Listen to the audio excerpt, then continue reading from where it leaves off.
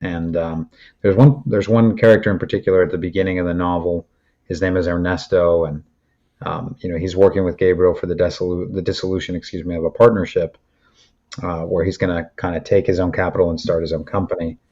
And he suffers something really terrible in the book. I don't want to give it away, but he says to Gabriel, he says, when I was in Cuba and the feudalistas, took everything from us, I lost everything, right? Everything that my family had worked for, that I had worked for, was mine. And then the government came and take it. And then I came here, and now I'm fighting again for things that are mine because I've been wronged.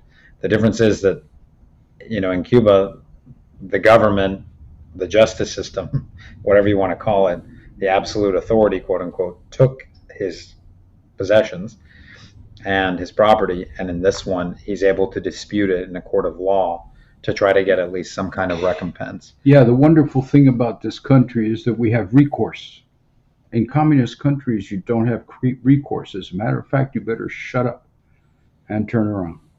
When my wife came out of Cuba, she was 4 years old, and she came to the airport with a little doll and a nice dress.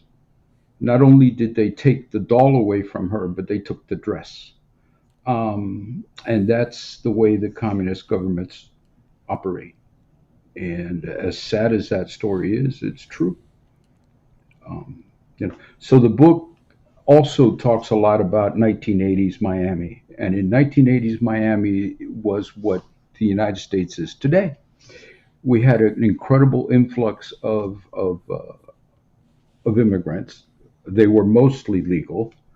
And then we had an influx of drugs, and we had an influx of all kinds of people from different cultures, and we had all kinds of influxes of capital to build the city.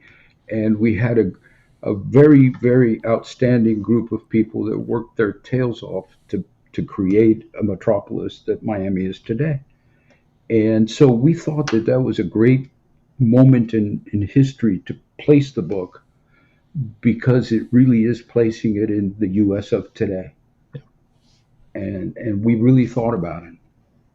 And so all the experiences are there. And as you read the book, you'll see the Cuban experience. You'll see the experience of other countries that ended up in Miami.